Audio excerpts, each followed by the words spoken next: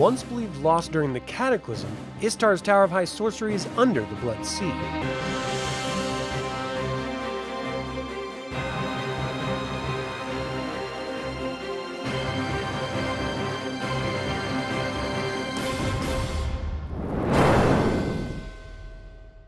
Welcome to another DragonLance Saga episode. My name is Adam, and today we're going to talk about the Tower of High Sorcery in Istar, the Bloody Fingered Hand. I'd like to take a moment and thank the DL Saga members, and invite you to consider becoming a member by visiting the link in the description below. You can even pick up DragonLance gaming materials using my affiliate links. I'm referencing the Towers of High Sorcery source book and Amber and Ash's appendix for this information. If I leave anything out or misspeak, please leave a comment below. The history of the Tower of High Sorcery in Istar is one of irony. For when Kharro the Red sent members of the Conclave to scout possible locations for the construction of the Tower's High Sorcery, areas where magical energies were at their strongest, the lakeshore town of Istar was nothing but huts. Asanta, a powerful white-robed wizard, chose the location, and it wasn't what Kharro expected. Asanta knew this would be a bastion of power one day, and though she was advanced in age, raising the tower would become her life's mission. She led the powerful incantations that created the tower from the bones of the earth itself, and when complete, the beautiful crystalline structure stood as a stark contrast to the surrounding huts. The wizards who lived within the tower would contribute to the safety and security of Istar, and contributed to the town's rising popularity and population. For years, they would protect the citizens from evil, and magic was their savior. Among many Istarians, the tower was known as Pulmo Spoponiris, the Bloody Fingered Hand. This was the second highest structure in Istar, standing 500 feet tall. This flawless white crystal tower would catch the sunlight and split it into sparkling rainbows. At its top, arranged in a circle surrounding a dome of black marble, were 5 red turrets bent slightly inward. When viewed at a certain time of the month, the hand appeared to be grasping a silver moon.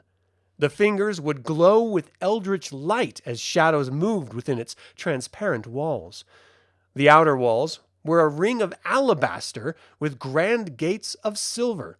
Red and black roses grew on a trellis around it. The tower's many windows and balconies overlooked the grand courtyard. At night, enchanted light would play on the window's surface, making the tower appear to be made of stars. Surrounding the tower was the Balakan Grove.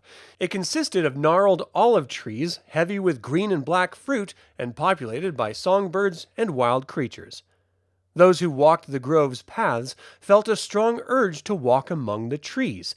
When they inevitably did, they immediately forgot why they had come to the tower and where they were going.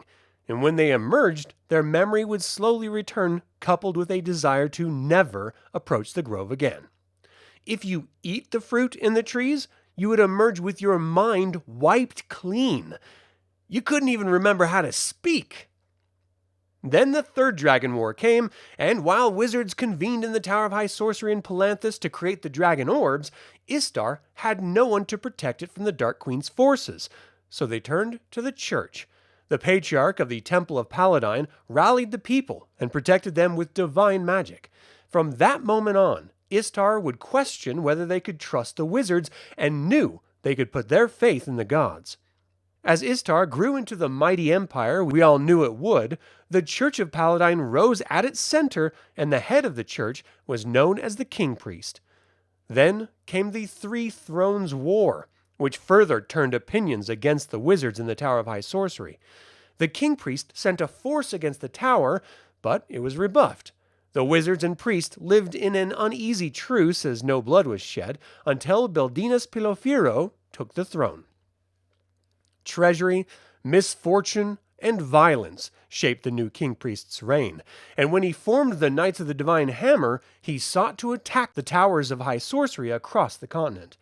Rather than allow the magic to fall into the King Priest's hands, the wizards sacrificed the towers of Istar and Palanthas, destroyed the towers of Losarkam and Daltakoth, and retreated to the Tower of Wayreth.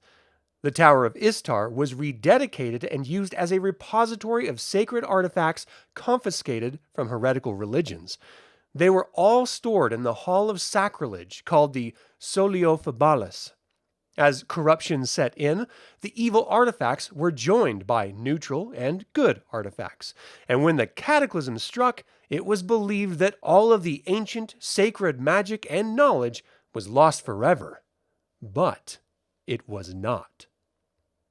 The gods of magic had plans to restore the tower, but the Soliophobales still held all of its treasures, and the gods didn't believe the mortals of the world were ready for the deadly artifacts. So it remained a future project for the gods for centuries. Then came the War of the Lance, then the Chaos War, and the War of Souls.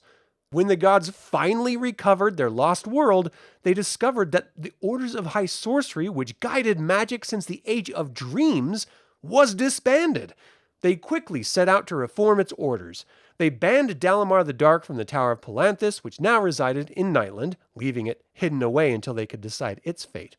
As Lunitari and Solinari began to work on the Tower of Wayrith, Nuitari was filled with rage over the betrayal of his mother Takhisis.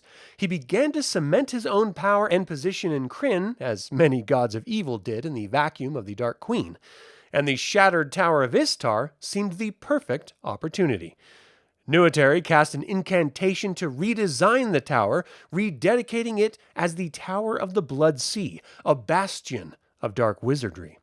The powerful, holy, and profane artifacts remain hidden inside the tower, watched over by a powerful guardian.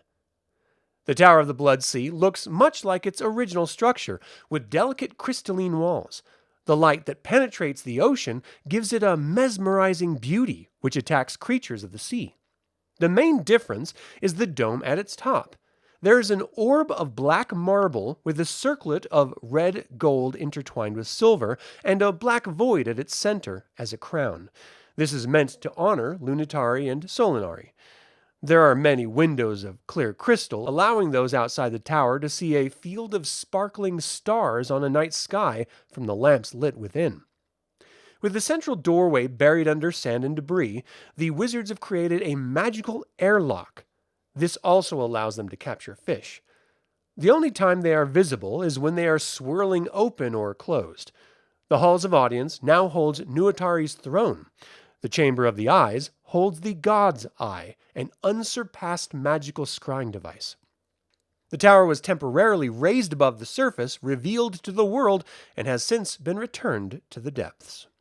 The future of the Tower of the Blood Sea and its relics are entirely up to your own gaming table, so I would encourage you to include this wonderful new Tower of High Sorcery in your game.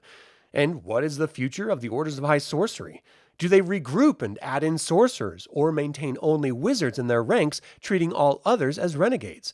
This is also entirely up to you and your campaign. But that is all the time I have to talk about the Tower of High Sorcery in Istar, the Bloody Fingered Hand. What do you think about the tower being reused?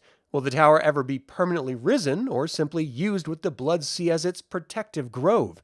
And finally, would you want to explore the ruins of the tower? Leave a comment below. I would like to take a moment and remind you to subscribe to this YouTube channel, ring the bell to get notified about upcoming videos, and click the like button. This all goes to help other Dragonlance fans learn about this channel and its content. Thank you for watching. This has been Adam with DragonLance Saga, and until next time, remember, what sort of life can there be for one who is half of two things and all of nothing?